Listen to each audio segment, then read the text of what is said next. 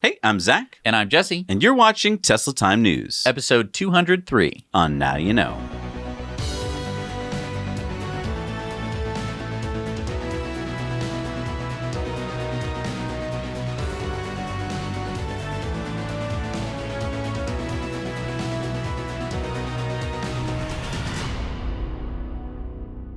Brought to you as always by our wonderful Patreon patrons. Did you know that if you sign up at the $5 level that you'll get a shout out at the end of the show? Yeah, and you'll get your name on the end credits as well. And we're brought to you by Battery Hookup, the best place for all your DIY lithium battery needs. Don't get ripped off, get hooked up. Now You Know viewers get 10% off by using the code NOW at batteryhookup.com. And we're brought to you by EcoAir.us. Start positive conversations with carbon negative products. We carbon offset the manufacturing, the shipping, and the life cycle of every product that we deliver, meaning that you can wear each of our products with confidence and hopefully get a positive conversation started.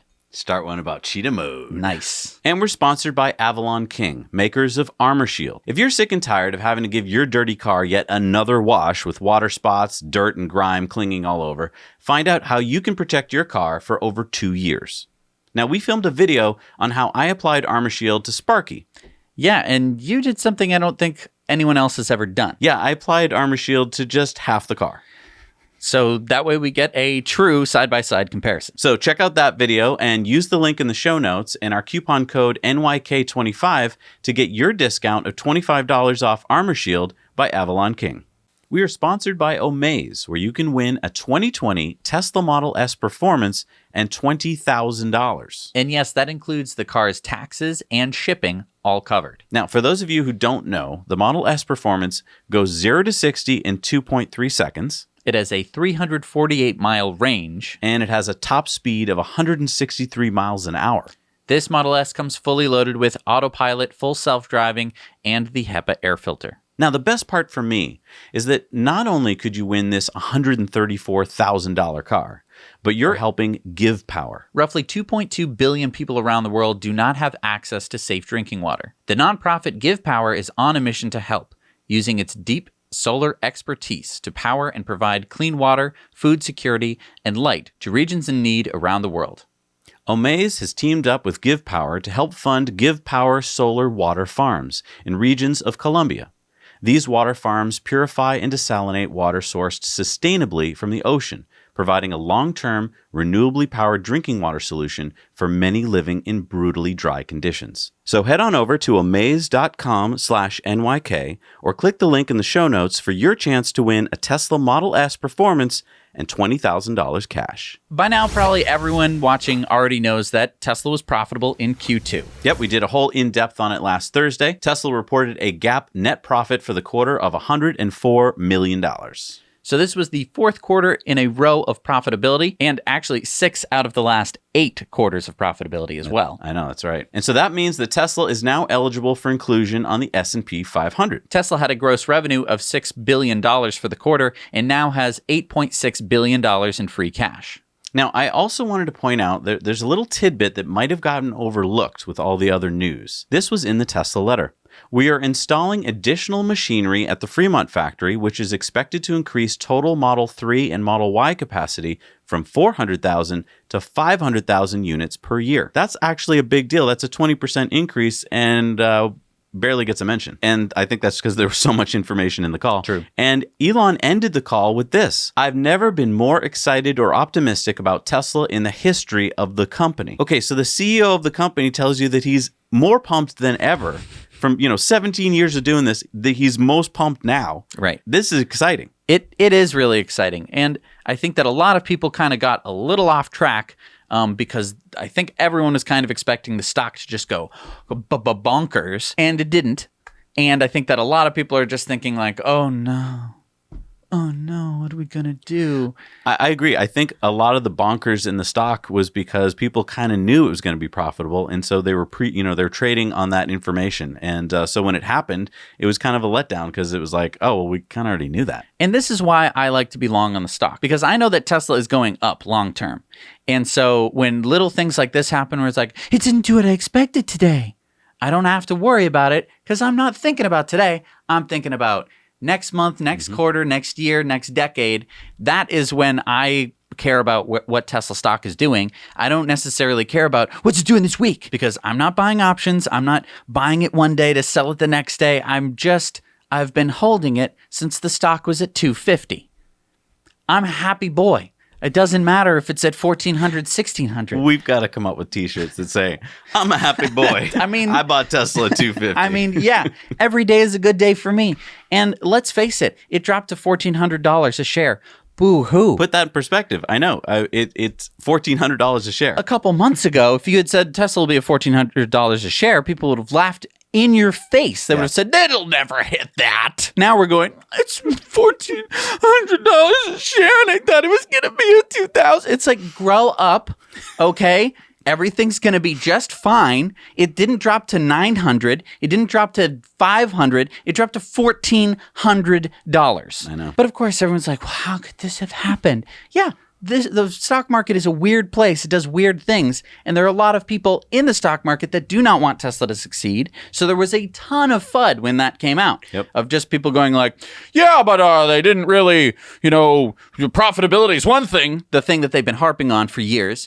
But it was all just regulatory credits. Right. Let's just ask ourselves something. Tesla knew that they were going to be getting a ton of regulatory credits.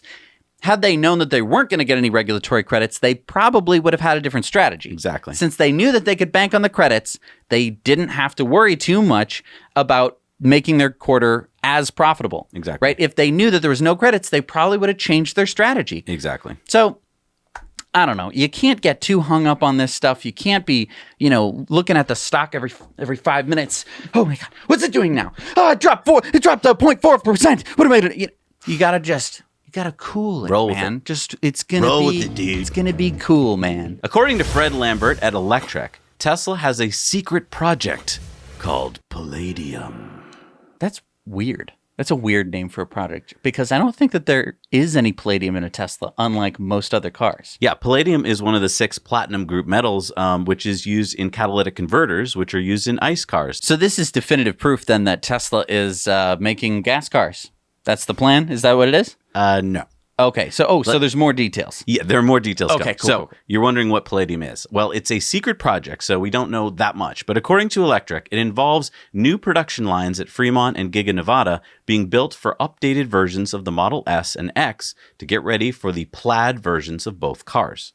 This appears to include both new batteries, powertrains, including tri-motor configurations, and possibly new bodies. And it should probably all be ready by Battery Day in September. This is according to Electrek. Yeah. So I just want to conjecture here, and this is like conjecture on top of conjecture, because we don't know if what palladium is exactly. This is just kind of some possible leaked information. What if at Battery Day, Elon pulls out the new battery, right? Here, everybody is the new battery, million-mile battery maybe, and then unveils 2 new cars, the Model S and X Plaid, which maybe have new body types and have new batteries in them, the new million-mile battery. These are like a marked up, very expensive, let's say $130,000 car, so that Tesla has a high margin car for extra profit, and creates some more excitement while we wait for the Roadster, because I do think that, as Elon has said before, the Roadster is going to probably come last in this product lineup. And so it's probably going to be a while before we see it. And so you're thinking that they would still sell the existing Model S and X, the Raven versions, even the performance version maybe, but at the price that they're at now, or maybe even less. So that's one way that could go. Or it could be that he just completely revamps the Model S and X, plaid powertrains for everybody. Maybe the price goes up a little bit, but maybe it's going to include a refreshed interior with, a landscape screen. So now you can finally watch Netflix the way it should be watched, or YouTube, in your Model S. Because let's keep in mind, Model S interior has barely changed since it came out. Right. Which is cool because it still looks pretty fresh, I have to admit. Yeah. But now with the new features that the Model 3 has, where you could, you might use that screen as entertainment, especially if these cars can drive themselves. Yeah, I mean, it's been 8 years. It's probably time. So, that's just pure conjecture. We have no idea if that is what's going to happen or if Battery Day is going to come and go, and we wouldn't have heard anything about, Plaid powertrains. On last week's Tesla Q2 earnings call, Elon was asked about possible future vehicle models. And instead of deflecting the question entirely, he said, "I don't think we can comment on our detailed roadmap beyond what's announced because we want to reserve that for product launches. But it would be reasonable to assume that we would make a compact vehicle of some kind and probably a high-capacity vehicle of some kind. These are likely things at some point. But I do think there's a long way to go with Model 3 and Model Y and with Cybertruck and Semi. So long way to go with those. I think we'll do the obvious things." It's interesting to add this to other tidbits like this leak in June from the transit official Kurt Hagman in San Bernardino, who said that Tesla will begin making a 12-passenger electric van for use in the Boring Company tunnels. Or in January when Elon announced in China that Tesla would like to design and create an original car in China for worldwide consumption. So I think up until now, we all know that Tesla has been space limited, they've been cash limited, and now is kind of the first time in the history of the company where they're going to start to have the space in these factories and the cash to possibly build new models of cars. And I think also they've been pretty talent limited. I mean, they've been limited to the pool of, Silicon Valley and California. Sure, they have a Buffalo plant and stuff like that. And so, I mean, now that they're opening new factories and, probably corporate headquarters in, Germany, China, and Austin, you're tapping into new talent pools, which means that, no longer is it going to be like, okay, but we actually have to work on this, so there's no time to work on that. Now they can sort of be like, okay, China can design a compact car, Germany can design, whatever Germany wants. It'd be great to have something that's designed by German engineers, manufactured by Tesla for Germans, because Germans love German-designed cars. And let's be honest, so does the rest of the world. Right. I think it's interesting that Elon said that there was a long way to go for the Model 3 and Y. I think that what he means by that is not necessarily that they're going to get much better, but that they're going to get cheaper. Interesting. I also think that Elon might be saying that, even though they might be working on these things in the background. Right. And by basically saying, yeah, we're going to work on a compact car, something he already said, and a large passenger van. I mean, he didn't use those words, but it would make sense. Those are two big markets that Tesla could tap into that basically haven't been covered that well by any other company. So the Boring Company has updated the FAQs on their website. Check this out. It says, Loop is an all-electric, zero-emissions, high-speed underground public transportation system in which passengers are transported via compatible autonomous electric vehicles, AEVs, at up to 150 miles per hour through main artery tunnels between stations. AEVs are Tesla vehicles, Model S, 3, and X, that operate autonomously within the Loop system. And they also came up with these really cool images of what some of their stations could look like.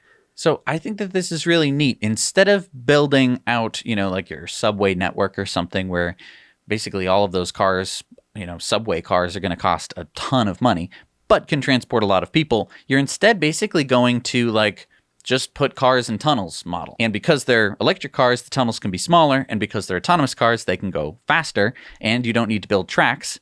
Everyone knows that basically, tracks is more expensive than just pavement. This is really cool. And another thing is it helps Tesla train the algorithm even more, especially at high speed. Yeah, I really love the look of these little tunnels because you never really think about tunnels being this small. I mean, that's a small tunnel. Like I saw that at the Boring Company tunnel event party where it was like they fit a Model X in it that just barely fit. Mm-hmm. But that's all you really need is one car to fit in the tunnel at a time. Yeah, I think that this is really interesting and showing what the stations look like, that it's just kind of like a little, pull off and then boom, you're at the little station there. It's really neat, and it's important to keep in mind that these are renderings, that these aren't like official plans or designs. So some people can definitely nitpick and be like, well, I don't think that should be there.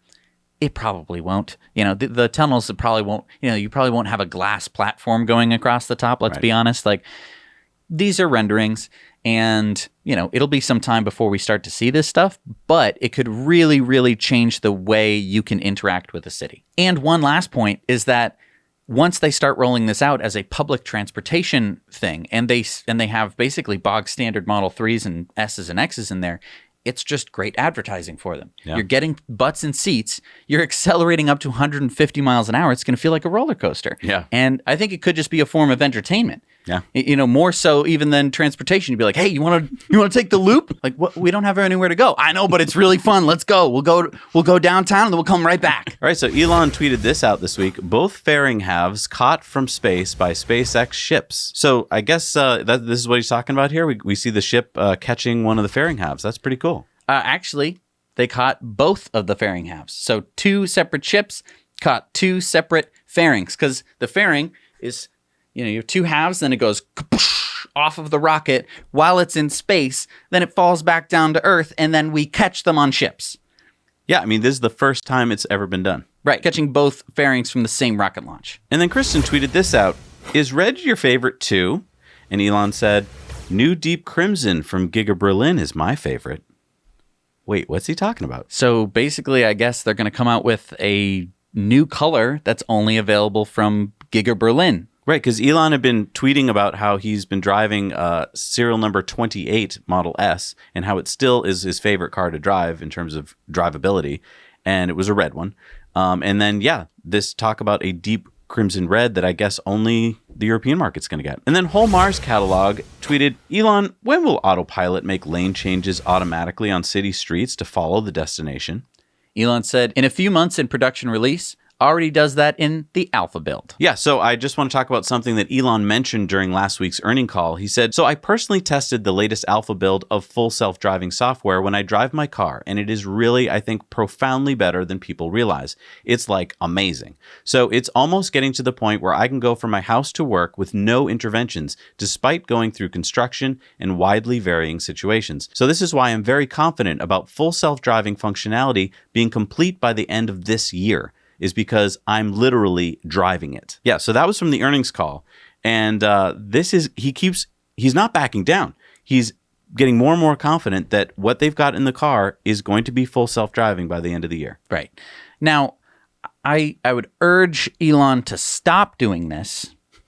I know it's definitely helpful to do the software, but if we lose Elon Musk, if he gets into a horrific traffic accident... He's paying attention. Okay, but just please be careful. So if the engineers are like, we have a new cliff stop functionality where you can just drive straight at a cliff and it'll stop.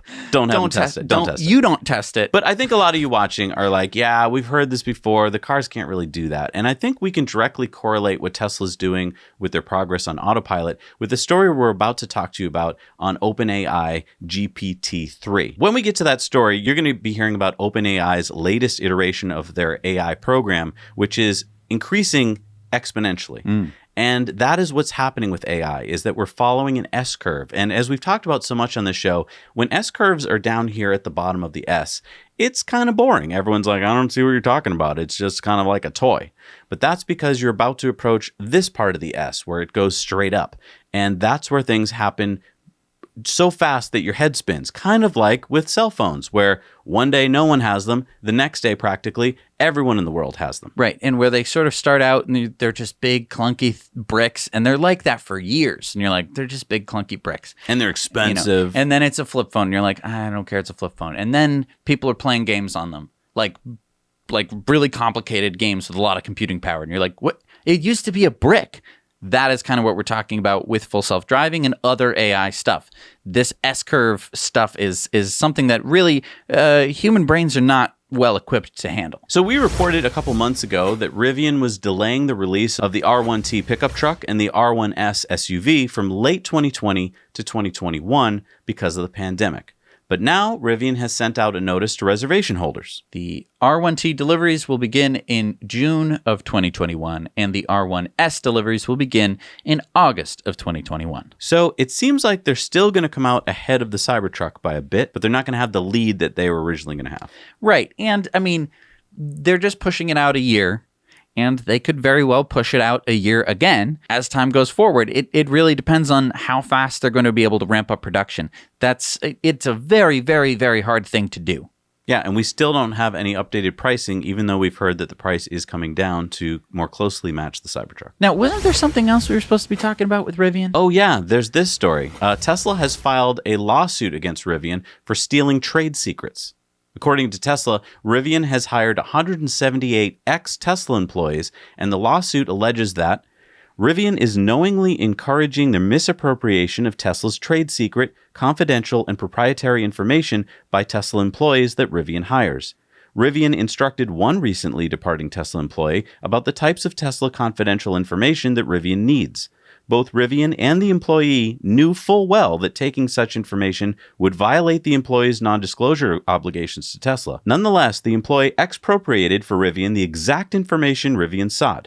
Highly sensitive, trade secret information that would give Rivian a huge competitive advantage. So if you read the lawsuit, and we'll put the link down below, it kind of reads like a spy thriller. Yeah, it's like a crime novel. Yeah.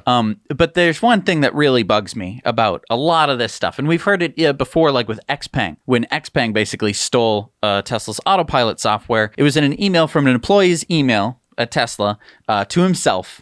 And the subject line was, "You sly dog." And basically the same thing was happening in this lawsuit. It alleges that basically, Tesla employees would email themselves confidential information to their personal email accounts, which makes it very easy for Tesla to find out what happened because those emails are on Tesla servers.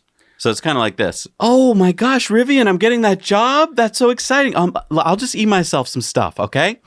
Let's see. Top secret information. Good. Go. Okay, great. Hello, Tesla. I'm leaving. Bye. And I just want to, I want to give some tips for people who are going to commit corporate espionage. Okay.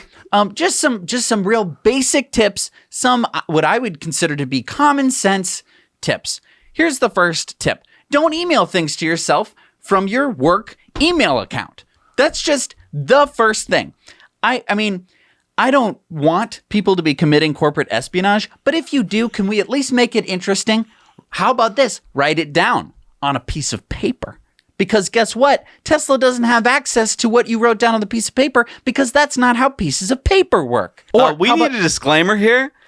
Do not follow any of Jesse's advice. How about you take a picture of it with your personal phone? These are all crimes, by the way. I'm just letting you know that these are crimes, but they're more interesting crimes than just emailing yourself top secret information. How about this? How about don't steal any of this information? You're being hired by Rivian because you probably have a lot of good information in your head that is very valuable to them. Well, I mean, according to this lawsuit, that is not the case. Rivian wasn't just hiring you because of what's in your head. They were hiring you because what was on your Tesla work computer. Yeah. And I'm just saying, just make it a little more fun. Make it like a heist movie. Print out the documents and hide it in the lining of your pants or transfer it to microfilm. Get some spy glasses or walkie-talkie or use Morse code. Do something more interesting. Don't just email it to yourself. I mean, these lawsuits are fun, but wouldn't it be so much more fun if they had to catch you doing Morse code using your blinds or something? I can just imagine the Tesla HR person walking in on Karen, who's like, "Karen, why are you doing that to the blinds?" Something's just wrong with my blinds. Can you stop doing that? We have a meeting. I can't.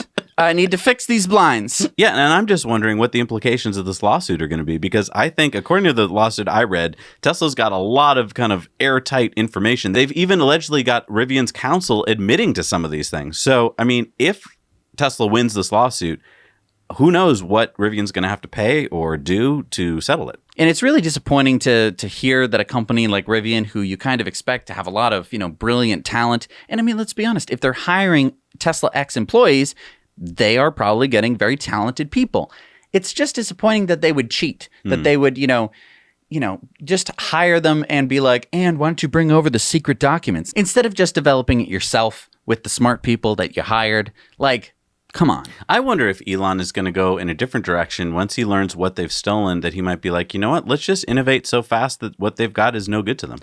Yeah, but I think at the same time, the lawyers are going to see how much they can do damage to Rivian. Because I think that why wouldn't you? Yeah. So this is a fun story. Switch is a company based in Nevada that operates SuperNAP, which is data center facilities. And they have just announced that they will be powering their data center with a massive 555 megawatt solar PV system supplied by First Solar and an 800 megawatt hour Megapack battery supplied by Tesla. This will be one of the biggest projects of its size and one of the largest Megapack orders to date. That's cool. Really exciting. So Zach and Cambry from the YouTube channel Jerry Rig Everything have designed and built this. It's a 4-wheel electric, not a wheelchair, that they are calling the Rig. We were so impressed with not only what this battery-powered vehicle can do, but its price, starting at only $3,750, that we reached out to Zach and Cambry and interviewed them in a video that you can see right here. Yeah, I just love that he took existing technology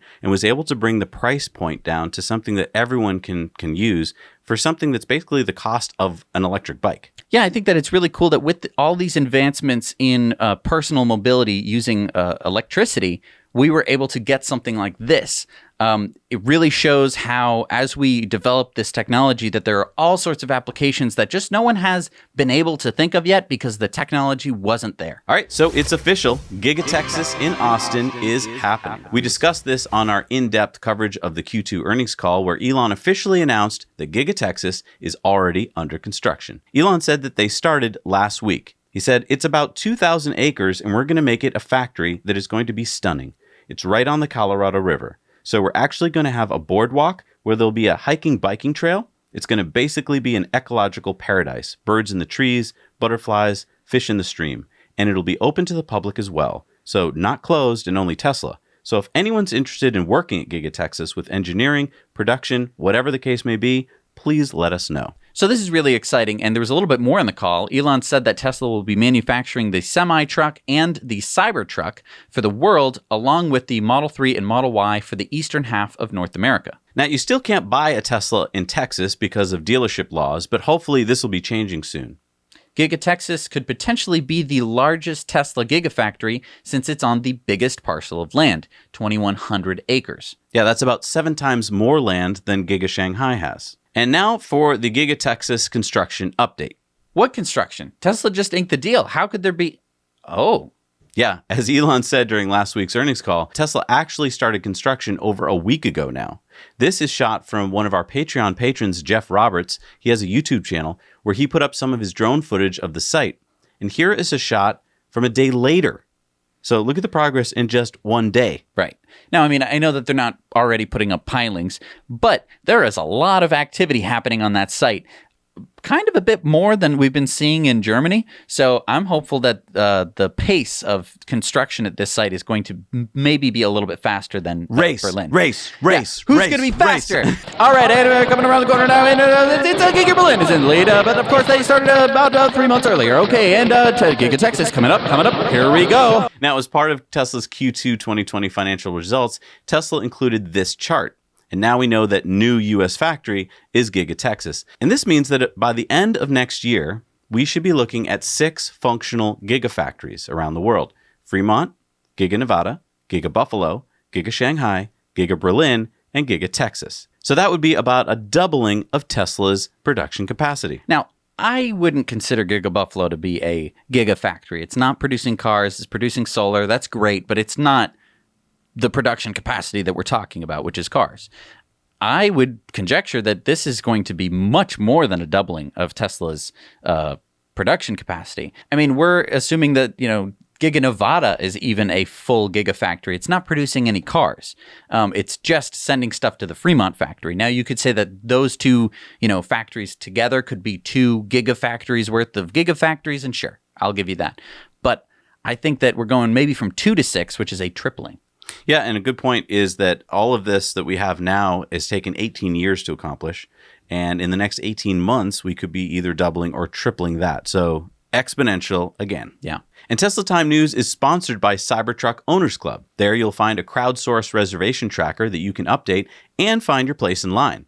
Check out their website for Cybertruck news, discussions, and community for Cybertruck enthusiasts and future owners, and a 3D configurator allowing you to visualize the Cybertruck in any color, wrap, and logo, both on screen and in augmented reality. And on Cybertruck Owners Club, you'll also find some additional drone footage of Giga Texas construction that one of their members uploaded recently. Now, not to be outdone, Giga Berlin is coming along nicely, as we see from this fantastic drone footage from our friends Robert and Andreas. You can see that a lot of progress has been made in just the past week, with the paint shop footings about to be done, the general assembly footings, a new train loading area being prepared, columns about to be done in the drive unit section, the concrete mixing plants look like they're fully up and running, and what appears to be modular offices and possibly housing getting even bigger. So go check out their YouTube channel called Wolfpack Berlin for some awesome drone coverage. All right, so Brett Winton tweeted this out to Elon. What is going to be the incentive for any student to actually mechanically compose a term paper in a world of GPT-3? Elon said, we better hustle with Neuralink, not moving fast enough. Okay, well, why do we have to use what is GPT-3? So GPT stands for Generative Pre-trained Transformer. So we're talking about Transformers?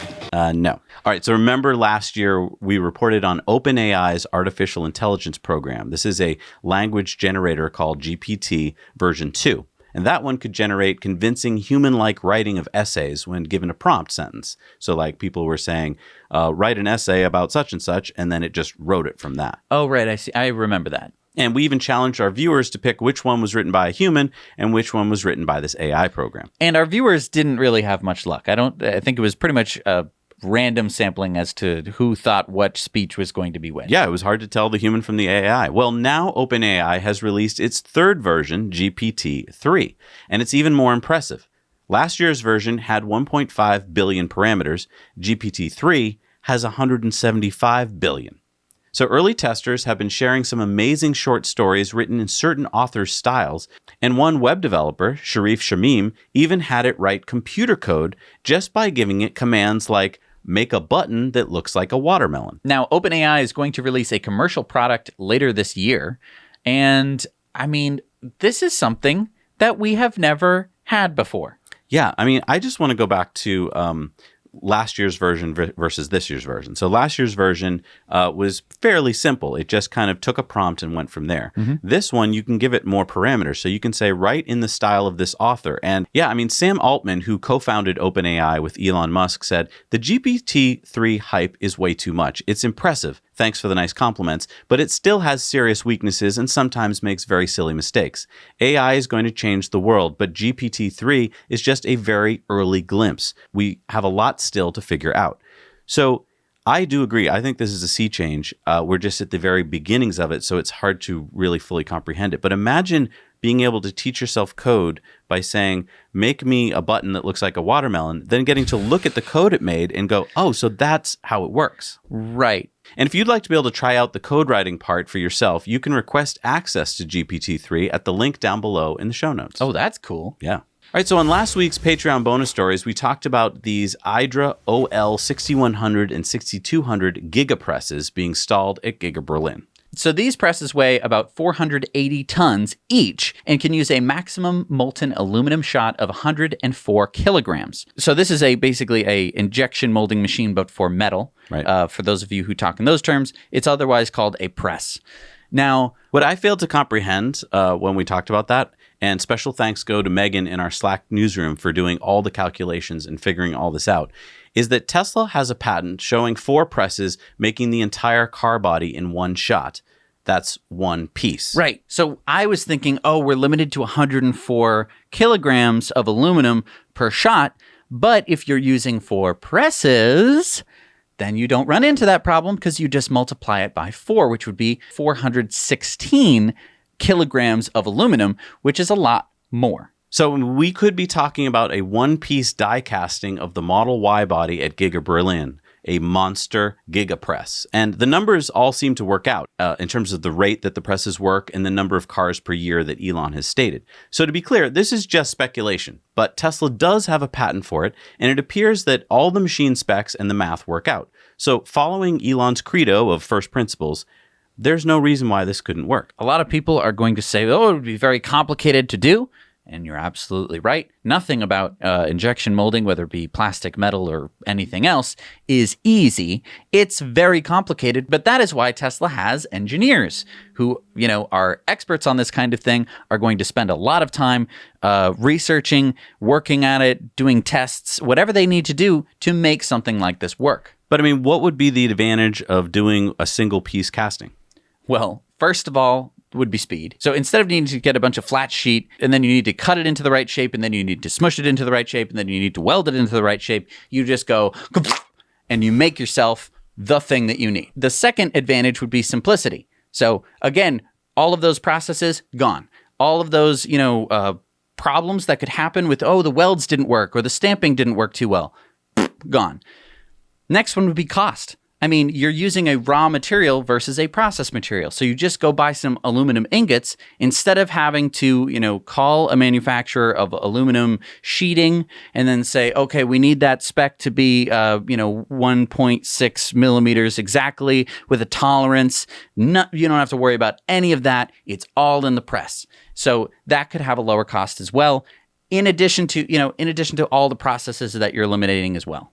Now, we have an in-depth coming out on Friday where we talked to Sandy Monroe about this, and he said that if you can reduce hundreds or even thousands of pieces to one piece, you're going to have some kind of a breakthrough. So This could be huge. This could be huge, even if you're just reducing half of the car to one shot, or you do, two separate pieces that you put together to make the body of the car. It is an astounding feat. And you have to give Tesla credit. If there was going to be any car company that would do this, something so innovative, it would be Tesla. And I think this points to Mars. I think that if you can get this technology to work on this planet, then where you really need it, in Mars, where you can't have a supply chain of bazillions of parts, you need to keep it as simple as possible. Right.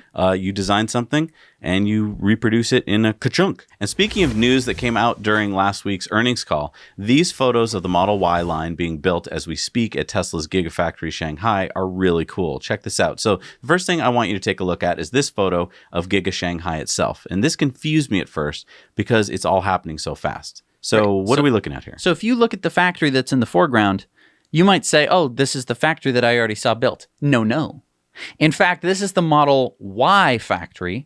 And the Model 3 factory, the one that we had seen before, is in the background on the opposite side, kind of kitty-cornered to this new factory, which is an entirely new factory. I know. So when you saw the Model 3 factory being built and you're like, wow, that factory is huge, there's another one. There's two of those now. And it's going to build the Model Y. That's insane. Yeah. I mean, because just a few weeks ago, this didn't even look like a factory yet. It was still just, pilings and stuff like that. Now it's covered and it looks like a factory. And this is the interior of that factory. So it's an actual factory now. There's machines in there. Yeah. I mean, look at, there's presses, there's robots all waiting to go. And so according to the earnings letter, construction of the Model Y lines in the Shanghai factory is progressing as planned, with first deliveries expected in 2021. This factory was built faster than the Model 3 factory. Yeah. Which means that they're getting better at building gigafactories. So the faster they can build gigafactories, then the faster you can build cars. All right, so how about some more good news? The independent think tank Ember, in their recent report, found that for the first time in history, renewables in Europe have beat fossil fuels in electricity generation. In the first half of 2020, green energy, that's wind, solar, hydro, and bioenergy, has generated 40% of European Union electricity versus fossil fuels, which generated 34%. That's an increase of 11% year over year for renewables and a decrease of 18% for fossil fuels. A big part of this was that coal fell by 32%. Yeah, Austria and Sweden closed their last coal plants in March. Dave Jones, senior electricity analyst at Ember, said, "This marks a symbolic moment in the transition of Europe's electricity sector.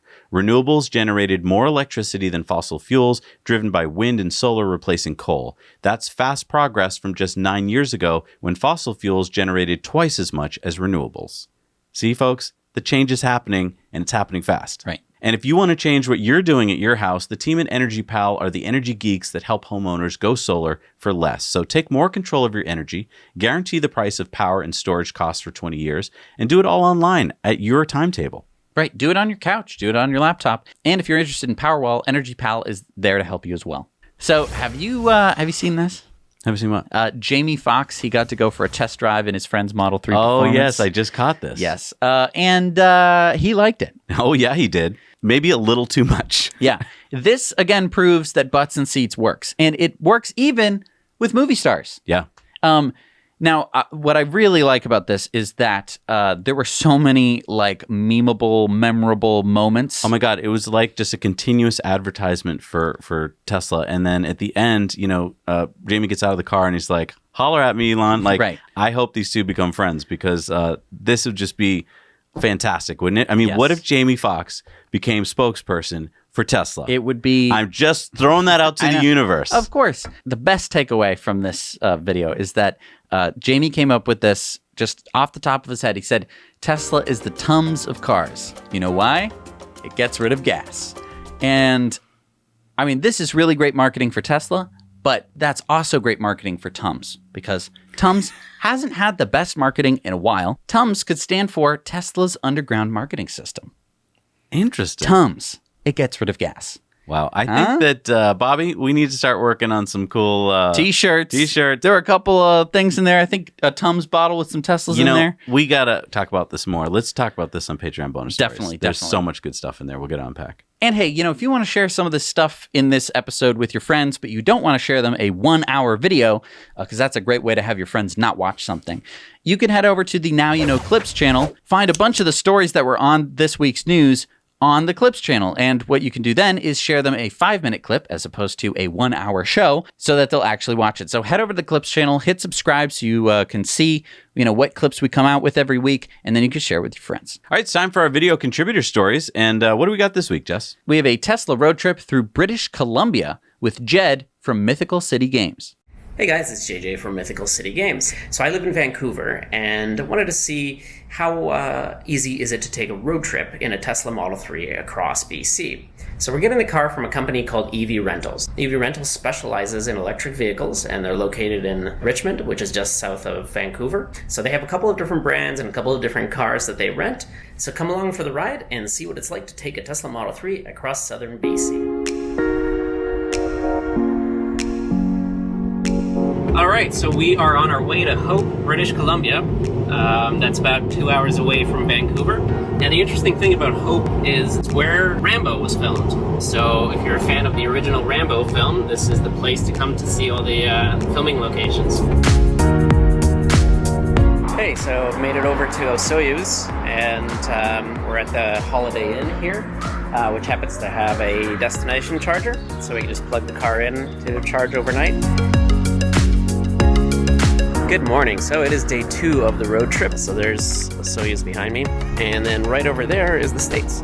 So as we see, that lake is kind of cut in half, the US and Canada. All right, so we made it to Camp McKinney, the ghost town, at the top of this mountain. Let's take a look at our energy chart. Yeah, so we got a lot of juice back going down that hill. So we've stopped off in Beaverdell, and there is an EV charging station, and then there's a slow charger as well. So we're gonna plug into the slow charger because we don't have an adapter for either of the fast chargers. Well, apparently the cable does not stretch very far on Tesla superchargers. So What am I? I'm parked where I'm supposed to. we're pretty close. 90 kilowatts, 100 kilowatts. We're staying at a friend's place here overnight, and we're charging up with a little bit of regular household current with the included Tesla adapter. On an electric car kind of road trip like this, you probably can't be in a hurry that much.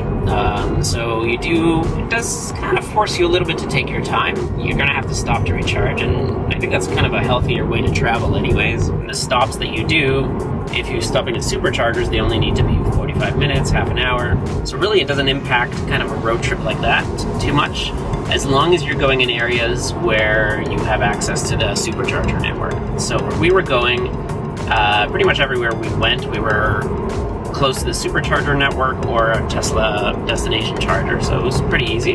Pretty lucky in BC because we have a pretty good charging network of fast chargers, so you can actually go out to these sort of more remote areas and smaller towns and things.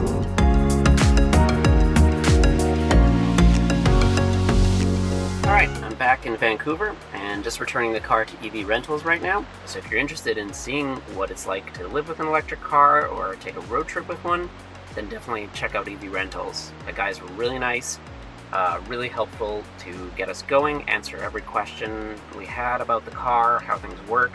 Along the way, we just had some questions. They were open to helping us out and just answering them while we were on the road. Thanks for checking out the BC road trip. See you guys next time. Thank you, Jed. That was fun. Yeah. That was his first time in a Model 3, and I feel like he learned so much just over the course of that road trip. Absolutely. All right, it's time now for the Patreon bonus stories. If you don't know what that is, every week we do a bonus story section. So if you liked what you saw in the news and you wanted to see some more, here's some stuff that, either requires a little bit more nuance or stuff that you can't show. Like, we're going to talk about Jamie Foxx's new video next on Patreon Bonus Stories. All right, we're back from the Patreon Bonus Stories. It's time for our Patreon shout-outs. Who do we have this week, Jess? We have Kent Patterson, Yon Servant, Chris Broughton, Brian Blotcher, Keisel W. Baker, Mike Meadowcroft, Christoph R., Jacob Hallback, Scott Kranz, Paul Scott, Buddy Stone, Regis Financial, and Dwayne Vanderwark. Thank you so much for supporting this channel. We can't do it without you. All right, it's time for Elon's Tweets of the Week. Buckle up again. I know. Get the popcorn ready, because here we go. Hacked. I thought once he got hacked, it'd be over. I think he's showing people. Okay. All right, so Sirhat said, staying at least 30 minutes every time I go to Santa Monica charging station. Is there any other extra ones coming? Elon said many. Yeah, because we've been to this charging station, and there's like 20 of them, but yet it's in Santa Monica, so it's always busy. Then Elon said, if you've solved hard problems with phones, wearables, sealing, signal processing, inductive charging, power management, etc., please consider working at engineering@neuralink.com. And Pranay said, for working with something like BCI, is there any specific background which is required, like neuroscience, electrical engineering, robotics, biology? And Elon said, no prior neuroscience background is required. This is primarily an electronic chip design, mechanical, software engineering problem for the link itself and the surgical robot. Fermat's Library tweeted out this quote from Enrico Fermi. There are two possible outcomes. If the result confirms the hypothesis, then you've made a measurement. If the result is contrary to the hypothesis, then you've made a discovery. And Elon said, Fermi is awesome. He understood the right questions to ask. Tesla owner Silicon Valley said, let me know if I can tour the Gigafactory one tonight. And Elon said, it's not really set up for tours, but maybe it should. So, the Fremont factory has had tours since pretty much the beginning. The Gigafactory has only had limited tours. Right. So, it would be kind of cool. It's kind of in the middle of nowhere. Yeah. A little bit outside Reno, but I think that a lot of people would be interested in going. Bob Benkin, who's one of the astronauts on the ISS, said, Los Angeles area by day and by night. Can you spot SpaceX, the birthplace of our Crew Dragon vehicle? No. What? Was it supposed to be obvious? Well, Elon said, manufactured only 5 minutes from LAX. Yeah, and, I still don't see any kind of big rocket thing you can see from space. Well, isn't that the cool part? It's right here in the middle of LA is being designed rockets, and you don't even know about it. There it is. That's a good point. You don't expect there to be a rocket company. You kind of expect it to be, out in the middle of the desert or something. Right. Yeah, it's interesting. And then Freaky tweeted out this Vice article about Doge Bitcoin. And Elon said, good article. I started the Boring Company as a joke, but now it's digging real tunnels. And basically this article was about how Dogecoin is it Dogcoin? No, it's Doge. Dogecoin is a fake, cryptocurrency, and it's already made $2 billion. Well, it's not a fake cryptocurrency. Right, but it was based on a joke, which is the Doge, which was a meme back in the day. Right. Now you never see that stuff. That is old. That is ancient history. Austin Howard said, if we implemented Neuralink, can we listen to music directly from our chips? Great feature. And Elon said, yes. Now, I would like to propose a separate feature, which is that it can get songs that are stuck in your head out of your head. Stephen Pallotta said, this has always been the case with Elon. And I tweeted out this meme of normal billionaires and Elon. Right. And it's very accurate. Very, very accurate. And then Elon tweeted this out. Das Baby kann noch keinen Löffel brutzen. So... what does that mean? Well, since I know German, obviously, it says the baby cannot use a spoon yet. And he's holding his baby. So cute. Elon tweeted out, we're rapidly changing alloy constituents and forming methods, so traditional names like 304L will become more of an approximation. Glenn says, what about the alloy on Cybertruck? Is that changing too? And Elon said, yes. So remember when the Cybertruck came out, they said that they were going to be using some kind of stainless steel alloy, 30X or 30X. That X was going to be who knows what the X could be. 304L sounds like a similar alloy to what they're going to be producing for both Starship and Cybertruck. Can we just say that's really cool that you're going to have a pickup truck that's made out of the same metal that a spaceship is going to be made out of? That is cool. Just think about that for a minute. And then Sam tweeted out, Morgan Stanley trying to value an Elon Musk company. Elon said, sometimes that's how I feel too. And then Trey tweeted out, can we get an update to Summon so that it can work on steeper grades? Would love to use it in my driveway, but it's slightly steeper than 10%. Elon said we needed to finish upgrading autopilot to 4D versus 2.5D. Then it will go up very steep slopes. And then Adam Baldwin tweeted out, just updated the firmware on my oven. The future is stupid. And Elon said, my oven keeps asking me for my Wi-Fi password. It's not going to get it. And this reminds me of that scene from The Simpsons, like Treehouse of Horrors, where everything has a microchip in it. And then Teslarati tweeted out this article that venture capitalists explain how Tesla critics missed the big picture on Tesla stock. And Elon said, retail investors like Hyperchange TV are remarkably insightful. Also, ARK Invest. So big shout out to Gally at Hyperchange. It must be so cool to have Elon tweet about how awesome you are. I know. You are awesome, Gally. And then Steven tweeted out, Elon Musk, okay, a couple things. Can we get the Model X drop in the USA? And can we get PUBG in our Teslas? What is he talking about? So PUBG is a game. It's a battle royale. It's kind of like Fortnite, but for big boys. Okay. And I guess they want to have the Model X in that game, and they also want to have that game in Teslas. So and then, it's kind of like it's almost Escher-esque. And then Elon said, something fun is coming. Now, I conjecture time. Okay. Conjecture time. I think that he wants to do kind of a streaming platform where you can stream what's on your home computer. Because then you could play any game that you could play on your home computer. Oh, man. Now, it could be that it's, goes to like a gaming console. Like maybe he's talking to Nintendo. I kind of doubt it. Maybe he's talking to some other company. But I think that maybe Tesla's going to have their own gaming console. That would be also cool. Like if you shaped like a car. Right. Whatever. I would totally anything like that. If they could do that, that'd be great. I've been trying to get Rainway to work. It's like been intermittent. Because if you could hook up like computer, mouse, laptop, it's not only fun for games, it'd be great for productivity too. You don't need to bring your laptop. Your car connects to your laptop and is your laptop. And then Tesla China tweeted out a Tesla on the wheelchair, a story of a Tesla owner in China. And Elon said Tesla will add a power lift gate at no cost. What other CEO hears about someone needing some help and it's like, yeah, we're going to help make your life easier? Right. All right, it's time for community mail time. And this was sent in from a Mr. Mark Wahlberg? Is this from the Mark Wahlberg? Well, let's see. Oh, hey, Mark. Hey, Mark. What's up, buddy? Just want to let you know how much I am enjoying my amazing FUV Arcimoto. It is an absolute blast. People chasing me down in the neighborhood to see it. Please thank everybody for all the wonderful birthday gifts, and I look forward to seeing you soon, bud. We'll go for a cruise. Thanks. Sweet. Yeah, so that's Mark Wahlberg driving his Arcimoto, thanking Mark Frohnmeyer, the president of Arcimoto, for delivering all of his gifts. How cool to have Mark Wahlberg driving around in an Arcimoto in LA. Like that's gotta be a sight to behold. Yeah, if any of you folks in LA get like a shot of Mark, please send it to us. And then our friend Balaji writes to us to tell us about a woman that he's met in India. She is called Salu Mara by the locals, which is Kannada, meaning the variety of trees. Her real name is Thimaka, and she is 108 years old.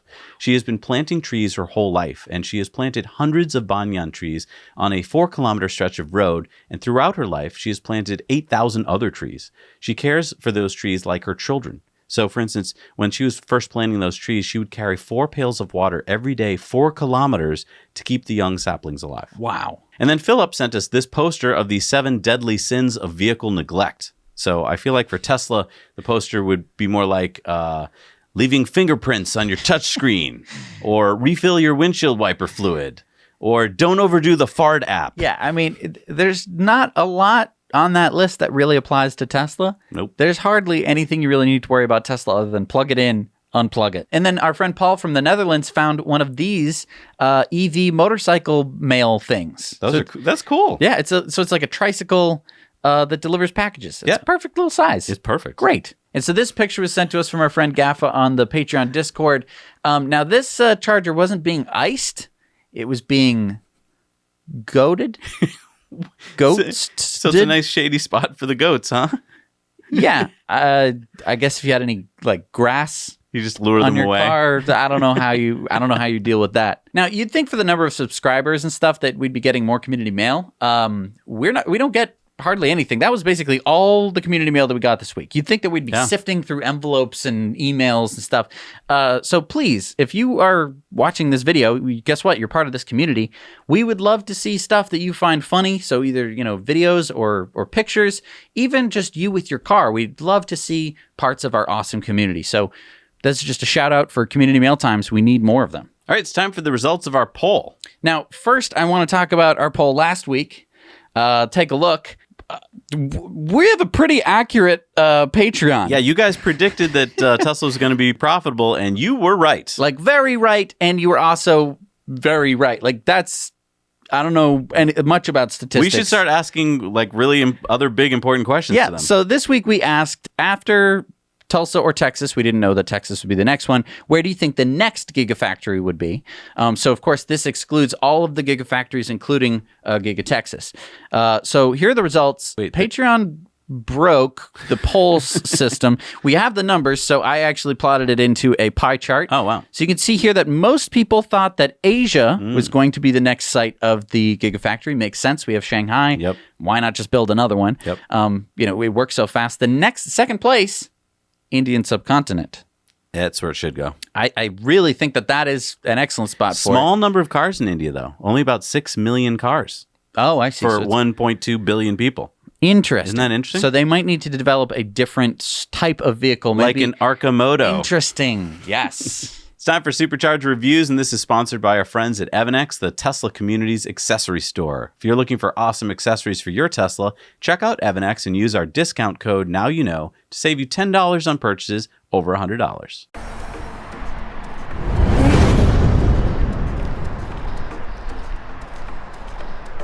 Hello, Zach and Jesse.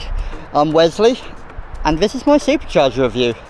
Now, I've been waiting a while to do this because I was waiting for a station to be built in my hometown. And on episode 200, a few weeks back, you announced on the newly built Superchargers that finally one has been built in Colchester, Essex, UK. Before that, they were like scattered around the UK. The nearest one to here is like 50 miles away, around the cities, around London. So for anyone who wanted to top their battery up before heading out into the wider country, they're now able to do that. So this location has 12 stalls. It currently charges at 150 kilowatts and is located at the end of a car park to the local hotel, which is the Best Western Marks Tay Hotel. Facilities, it has a bar, a restaurant, free Wi-Fi. For the guests, there is a swimming pool, a sauna, and there are also business and conference rooms for business guests. It's located just off a dual carriageway, the A12, and yeah. So I've been following Tesla and the company for a while now. A couple of years ago, took a pilgrimage to the United States to see the Reno and Fremont factories. So it's finally great to see that the expansion of the Tesla charging network is making its way into smaller towns like mine. It's been open since the 30th of June 2020, and there you go. Thanks, Zach and Jesse. Now you know. Hey there, Casey here. The Farmville, Virginia Supercharger recently opened. It fills a gap in the supercharger network for travel along US 15 and US 460. This 8-stall version 3 supercharger site is hosted by a Sheetz gas station.